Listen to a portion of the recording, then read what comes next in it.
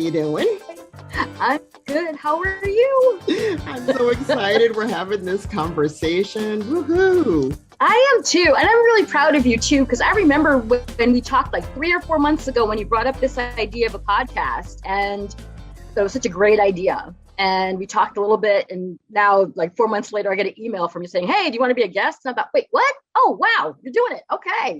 Yeah. Right. You got it when it was like a germination of an idea. And I was like, what do you think about this idea? And it's, Unapologetically Black Unicorns. Did I have a title? I think I did.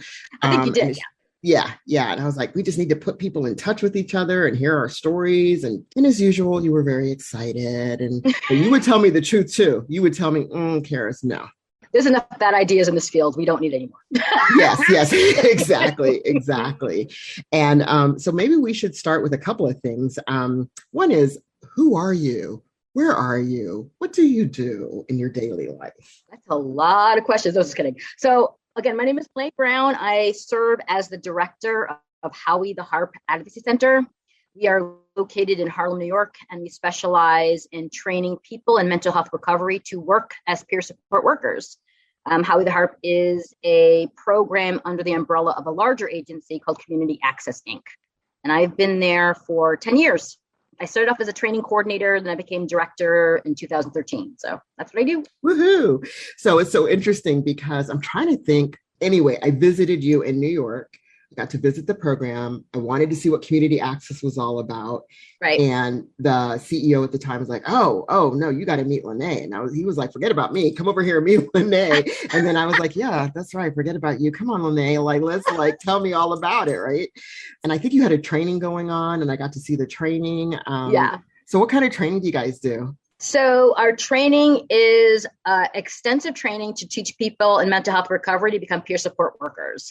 So I will talk about what we did before the pandemic because everything changed like with everyone else. But our training consisted of 2 parts, 20-week in-class training, over 400 hours of training around the profession of peer support. And then we support people in getting an internship. And then after that, we support people in getting work after that. Wow. And as far as we know, we're like pretty much the only program that does something like this, extensive training and internship and plus job support. Yeah. So how did you even get into this kind of stuff? It's so strange because I came through the back door, actually. So back in 2010, I had like 3 jobs at the time. And I was like a secret shopper and a cater waiter and doing something else. And I also was a volunteer story coach for the Moth, the community outreach program. I was teaching people in marginalized communities how to tell their personal story. And I've been doing that for several years. And then a friend of mine, Mohammed, he worked at Community Access and he was a service coordinator. And he thought, hey, I'd love to have a Moth shop, meaning a training for people how to tell their stories at Community Access. As we went through and did the Moth story training there, I met another woman, Karen Rosenthal, who actually worked there as well. And I learned through her about Howie the Harp Advocacy Center. I'd never heard of peer support. I didn't know anything about peer workers, peer values, nothing like that. I just had my own lived experience. That was it. And so when I just heard about the center and what it was doing, I was thinking about how I wanted to get a full-time job and settle down instead of running around with 3 jobs. So I just saw the mission and I thought, this is kind of cool. This idea of helping adult people who are knocked out of life a bit by mental health issues and being able to use lived experience, that experience to help other people. Yeah. I just found that to be completely inspiring and very unique and very needed. I mean, talk about making room for everyone, right? Everyone has a contribution to make, right? Mm-hmm. So I just love that thought. So I applied. Long story short, I got, they accepted me. I had to learn as I went along. That was my thing. It's like I said, I had no background in it. So I learned as I went along. I did a lot of reading. So it was a lot of flying the ship and changing the engine at the same time. Yeah. The thing I like about the Moth is the storytelling, right? And kind of honing your story and learning how to tell that story. How did you even get involved with that? And I'm asking because it's such a nice transition to doing the peer work, which is about personal story and figuring out how to use that personal story with intention, right? So Tell me, tell me, tell me. I'm just So, like, you know what's so funny? I don't even remember how I heard about the Moth or even their community outreach program. I mean, I was with them from like, I think it was like 2009 to 2014, something like that. But I just kind of fell into that. It was very early when they were just starting their community outreach program, that program where they actually help people in the community, whether it's, I worked with people in substance use organizations. I worked with older people. I've worked with high school people. So it was just basically giving voice to people who normally you wouldn't hear from, right? And I love that idea. And I just learned a lot about helping people tell their stories and helping people be succinct, helping people, tell the story they want to tell in a way that's really compelling. But you know what I'm really aware of now? What I was doing is called story coaching. What I was doing.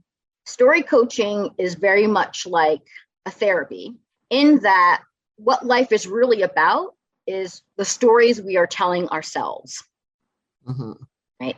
The stories we are telling about ourselves in terms of our diagnosis, the stories we are telling ourselves in terms of how life works, the stories we're telling ourselves about what we can do and what we can't do. These are all stories. I have discovered or recognized, I should say, not discovered, but recognized in my work with the Moth and even at HTH. It is clear to me that if you find a story to tell yourself that serves you, you can be anything you want and you can do anything you want. It's really important that we be aware of the stories we're telling ourselves about who we are, where we are, what we're doing, what other people are doing, because those stories could lift us up, knock us down, get us to react in ways that do not serve us.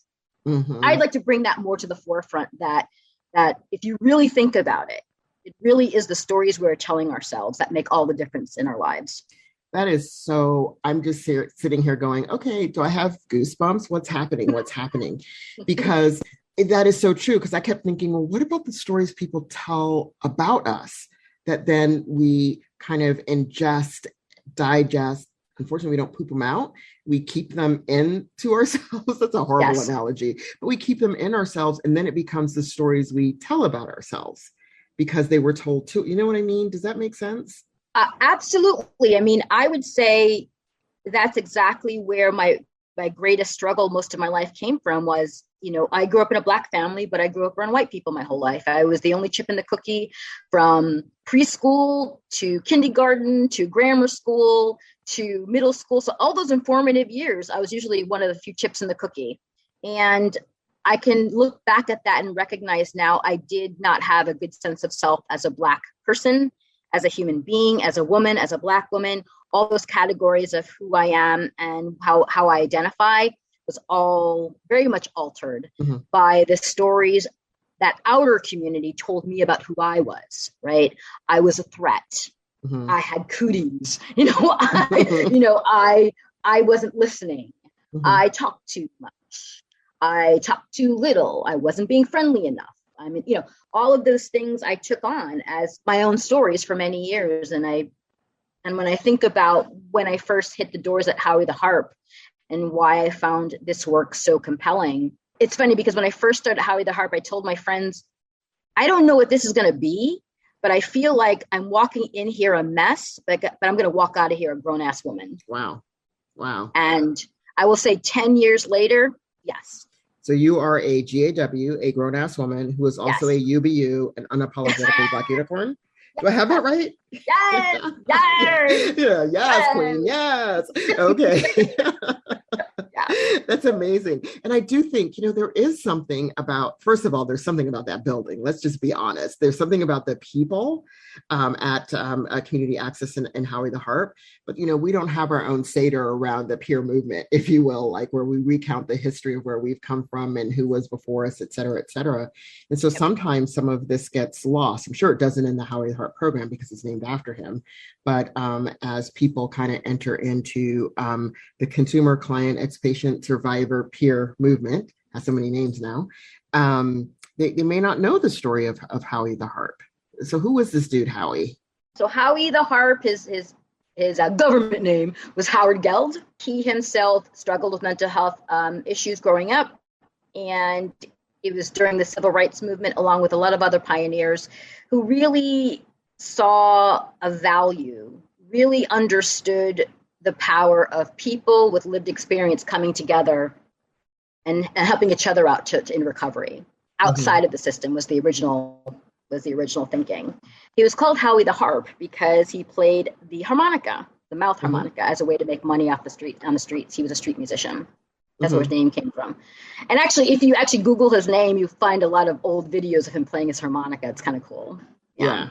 And so back in the day, 25 years ago, I guess, or maybe 26 years ago, he was hired by Steve Coe, the CEO of Community Access, as the director of Advocacy. And then at the time, he was thinking about how to make peer support part of the system. And I mean, he worked with, Peter Stastny, that famous psychiatrist who's always been very friendly with all of us. Celia Brown, of course, our pioneer, our first peer specialist in the state of New York. He had this idea of having a center peer run where peers can come together and be trained formally in how to become a peer support worker, including the values, et cetera. He came up with the actual concept itself. He even got some funding from Office of Mental Health. And then unfortunately, about 2 weeks before we were supposed to open, he died suddenly. He was only 42 years old. And I think they said he died of a heart attack. So he never saw the center at all. He never saw it open. He never saw any of that part of it. He just had the idea and got it rolling. And I guess 6 months later, they opened it. And I think it was October of 1995 and named it in his honor as a way of paying him homage. But the interesting part is what people often don't recognize, and I like to say this a lot, is since day one, Howie the Harp has always been led by Black people. Celia actually was there at the beginning. And then the first official director was Laverne Miller. She was a director for like 12 years. After her was Dwayne Mays. He was director for like 4. And then I've been director now for 7. So it's always been Black people who've been leading it, which I know kind of gets lost in the sauce, but I think it's important. You don't have a lot. That is very important. Yeah, you don't see a lot of peer run programs led by people of color. No.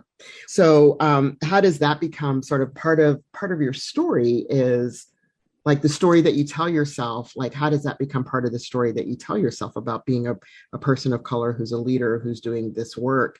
Is there a story in there that I think you talk about sort of that mentors other people? Because you say we can also mentor through our stories. That's right. We did talk about this a little bit about how one of the challenges I have is there are a lot of up and coming people of color in the New York area, in the peer world, who I kind of like keeping my eyes on. And at the same time, I unfortunately, being real with myself, I can't mentor everyone. It's a lot because it's something I wanted to add to this conversation as well is what makes my work most difficult for me when I look back over the past 10 years is that there's no one doing what I'm doing. Or I should say there are other versions of Howie the Harp. They're in the Netherlands and they run them completely different. They're not peer run, right? We're the peer run, we're the mothership, we're the original one. So when I had challenges, when I was trying to figure out what to do, when I was in the middle of just really difficult transitional times at Howie the Harp, I didn't have people to go to who knew what I was talking about in terms of the work. We have at Community Access, we have a lot of housing. That's their regular business, like 85% of the business, right? They have many housing sites. And many of their directors are people of color. They can talk to each other because they're all managing housing sites, right? They can talk to each other about what they're up against and what they're doing. And I didn't have that. Right. It made it a lot more isolating. And I ended up taking on a lot myself because sometimes it was just, easier to do it myself and figure it out myself. So I became hyper individualistic, doing things on my own, figuring it out myself. Looking back, I probably could have asked for help more than I did. Took on a lot more than I needed to. But I think that, again, that comes from the circumstances, right? It came from, as I said, not having anyone to talk to that would understand what I was talking about in terms of the work. There weren't many people of color and peer support that were doing anything close to what I was doing. And then also, quite frankly, I mean, let's be real, we're all human beings. Just because someone's Black, you're not going to jive with them. Right? What? No, wait, hold on. What? We don't all get along? Come on, seriously. Don't be telling our secrets. I have to tell people that all the time. It's kind of like, let me just check in. Do all white people get along? Do all Asian people? I don't think so. So this expectation that number one, we all know each other, and then that we all get along is kind of super duper unrealistic. So I totally hear that. And I think, in conversations I've had with other leaders, whether they be leaders of color or not in the peer movement, this is going to sound, I hope it doesn't sound very pejorative or anything, but like when you're running a program, one of the things that I think we've all struggled with is how do we reach out for help when we need it and have other people not perceive that as a weakness? Well, those people with mental illness, we knew they really couldn't do it. No, girl. Mm-hmm. And then you add, I feel like the other piece of, as a person of color, there's head shaking, there's neck rolling, there's eye rolling, and then there's this sort of, we knew it. And so I say you, I shouldn't say you, I say I would tend to not tell people when I needed help or the type of help that I needed, because my concern was the perception and then how they would interpret it, and then go for the jugular of what they perceived as a weakness and say, well, see, and that's why. Yeah. So to me, that's like, well, if I think about when I used to work at a university, I would talk to my coworkers to get a little extra support. That there was coaching available if I needed that coaching for support, that I looked and I saw what other people were doing at the university. If they were, and usually it was, we talked to our other coworkers and we support each other. Yeah, call me tonight, or, let's talk it through, or let's go out to lunch, or let's pull together a group and let's have this little chitty chat support group of like, how do we do this when we're kind of working at this particular type of university? I said, okay, well, that's natural. That's what people do naturally, rather than thinking of it, well, this is what you do because you have a mental illness. No, this is what people do to be who they are and show up who they are and get through kind of the things they have to get through. It's a very thin line, right? To kind of balance like how we treat each other and ourselves as human beings with real needs in a capitalistic white patriarchal society that's already pretty brutal, right? There's that side of it. And then there are just some realities about that's a functionality that's just needed at work in order for things to function properly, that aren't personal. They're not personal against anyone. So for instance, I was going to say, like at Howie the Harp, we have this rule called the 9 o'clock rule, where class starts at 9 o'clock. You're expected to be in your seat at 9 o'clock and the doors close. And if you're not in your seat ready to start class, you're locked out of the class until 10:30, which is the first break from class. And then when you get into class, then you're expected to get the information, get the notes, get whatever you missed during that time, because we're not going backwards to try to catch you up because you were late. Now, at first, when we first started doing that, we got a lot of pushback, right? Because people are like, oh, but, I'm on the subway and subways are really weird. And, everyone had all the excuses in the world and like, oh, but my medication makes it hard for me to get up in the morning, et cetera. And so you talk about supporting people, right? We support people in thinking that through. We say things like, so you're saying that you're having a hard time getting here at 9 o'clock because of the subway system. Okay, so how many millions of people ride the subway system every day who are getting to work on time? How do you think they're doing that, right? How do you think they're getting that done? Maybe it's because they add a little 15 extra minutes onto their time so that they have a little room in case the train does slow down, it does get stuck someplace, and they're still on time. That's the expectation, right? Yes. To be here at 9 o'clock. Okay. The other one is, okay, so the medication you're taking does make you sleepy. Got it, makes sense. But have you talked to your doctor about taking it, like what time could you take it the day before so that you'd be able to wake up in time to be here for 9 o'clock the next day? That's a conversation you can have with your doctor, actually, if that's one of your issues, right? That's a conversation you can have. And we just found that setting up those expectations, setting up those standards, people live into them. Yes, they do. Oh my God, that is like, they do. Expectations, accountability, people live into them. It's a Pygmalion effect in a positive way. Exactly. Yeah. Exactly. Oh my goodness. I mean, and here's the other thing too. It adds to their own self-confidence and pride. They saw for themselves. Each student sees for themselves, I can do this. I can figure out how to rearrange my life a little bit so I can still have my personal life and still meet this obligation. That's how life works. Yes. That's how everyone is doing it. Mental health or no mental health issue. That's what everyone is doing. We're living our lives in a way that we can still show up at work at 9 o'clock and meet what we're expected to do, meet our obligations. That's how it works. No, that's not in your job description. You have to live your life in a way so that you can show up to work, but that's a given. Yes. That's what you're doing. You keep that in mind. And if you can't make it, that's what vacation and sick time is for, or whatever. But like, those are the kinds of things that we talk about along with the actual formal training, is to get people thinking about, how do people actually live their lives? How do people show up on time? How do people like come to work on days they're not feeling the best? I mean, that's another thing that we talk a lot about at Howie the Harp, because I remember when I first started, I actually asked a lot of employers what were some of their concerns or complaints against peer support workers. And those are the two things: being on time and showing up at all. Those are the two things that people got really bent out of shape about. So that's why we thought, how can we start getting people to start thinking about that while they're Howie the Harp? Because our mission is not only for people to become effective peer support workers, we want them to be excellent employees too. Yes. Because if you're an excellent employee, then you have choice, right? You have choice about what kind of job you want. Then you end up building more opportunity for yourself to move on to something else, right? You have to be a good employee. You have to be a contributor. You have to get that mentality of contribution. So the other thing we did in that is that we have conversations about showing up, right? One of the show ups are, in our training, you can only miss 12 days of training. That's it out of the 20 weeks. And when you think about it, that's still pretty generous, because it's only 20 weeks of class training, 9 to 3, Monday through Thursday, 9 to 12 on Fridays. So it's not, I mean, it is intensive training, but 12 days off, that's pretty good, right? And we don't ask for doctor's notes. We don't care why you took them off. You're a grown adult. You have that time to take off. Doctor's appointments, court appointments, housing appointments, mental health days, whatever you want to use. But after that, literally after 12 days, 1 minute after that, you're out. Wow. Because that is about figuring out for yourself, how do I show up and I'm not feeling perfectly great? Because most people, again, putting aside mental health, most people show up on days they're not feeling that great. Whether it's a bellyache, a headache, they broke up with their boyfriend yesterday, their husband cussed them out this morning, their kids are just going off the rails. They're not feeling great, but they still show up. And then you just show up the best you can, and you do the best you can. Some days you're hitting it, you get like lots done. Other days you're like, oh my God, I got 3 things done. I'm so proud of myself, right? Yes. That's the kind of normal life conversations or thinking that we have to take on as mental health recovery people, right? We have to understand that we're human beings first. Before mental health issues, before our own struggles around that, we're human beings first.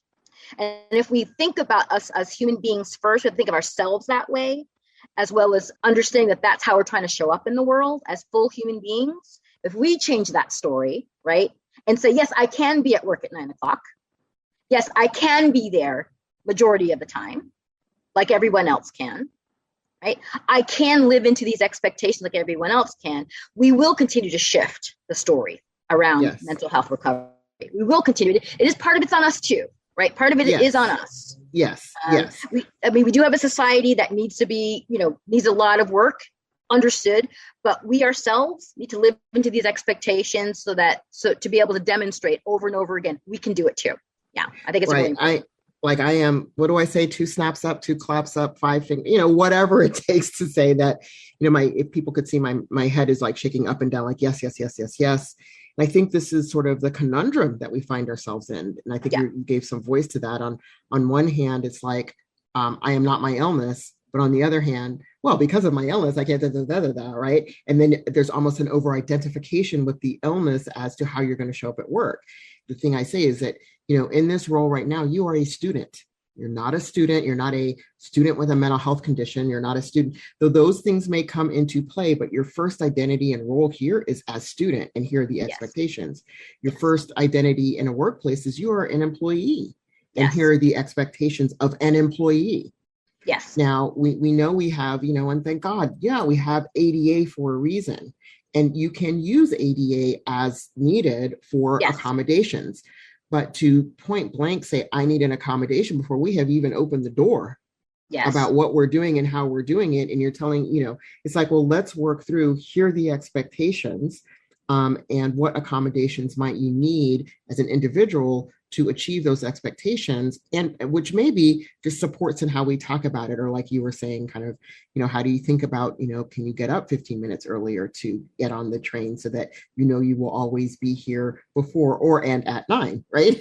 That is the expectation, so that again, people, Pygmalion live up to that expectation. But I do find that, and I think this is a tough thing for us, there's this contradictory nature of how we think about our advocacy work and our expectations around what happens in peer certification, what happens in the workforce isn't the same as if we weren't kind of in this box of a peer program. But this is just one of those things that I'm so appreciative you brought it up, because I think also, we're not operating in a sheltered workshop environment. Right. Within a sheltered workshop environment, there are different expectations. That's why it's called sheltered. And again, then people have to translate what they've learned in a sheltered environment and put it into an unsheltered environment or everyday work environment. So you're kind of going through 2 or 3 steps to get people kind of to that level of expectations. And I think what we're also doing is, when you think about what the psychiatric system can do if you're really ensnared for a long time, you start thinking your diagnosis is your world and your life is organized around your diagnosis. And what we're saying is, let's center your humanity and decenter your diagnosis and what that means. Now, we spend a lot of time telling society to decenter that diagnosis, but we have to do that ourselves and how we live our lives and what we're asking for, right? Yes, we want to be cared for and be comfortable and be included, yes. And when you center yourself as a human being with your actual circumstances decentered, whether you have a mental health condition or not, those are different needs. Yeah. And also your world opens more, because now you're saying you're centering yourself as a human being overall and about your whole life in general. Yes. Right? It's not based on whatever, I hate the word symptoms, but if you're dealing with symptomology with your diagnosis or what have you, that, that's not the center of your world. And if it is, that means you have to work on your wellness. That's a different issue. That's not about having the whole world respond to it. It's like, oh wait, I'm off center. Let me work on my wellness and then come back to this other thing. But I think we as a community need to have more real, honest conversations about what we can do as a group of people to live into destigmatizing ourselves and living in our full humanity and the stories that we tell about our experience. And we're responsible for that, right? It's like, as Black people, it's like, too often in greater society, other people have been responsible for telling our stories and telling us who we are. Yes. And now we're at this beautiful time in the world where we have what's called the internet and YouTube and podcasting, where getting our stories out is very democratic. All we need is a mic and a camera and we can go, right? So what does that mean in terms of the stories we can tell about ourselves as Black people, as Black women, as Black people in peer support work, as peer support people? Like, we can actually change the game. Yes. Because now we have the mic. We don't have to ask, would you give me the mic? No, I took it. I bought one, all right? I bought one. I went to Best Buy and bought one. Okay. I went to Best Buy and I bought my mic. Thank you very much. I bought my own mic. Exactly. Like, I got my own internet. Okay. I don't have to ask you for nothing. Yes. That's amazing. It is. We're at a very different time now, and that's very empowering. So we have a lot less need to, tell somebody else, give me the mic. We can buy our own mics. Yes. We can build our own tables. Thank you. Yeah, we can build our own tables. We can get a lot done if we can just recognize that we don't have to just go after greater society to have a better understanding of mental health and telling them what they need to do in order to treat us better. But we treat ourselves. It's so interesting. Somebody was saying, people, there's just this learned helplessness, and we've all agreed it's not learned, it's taught.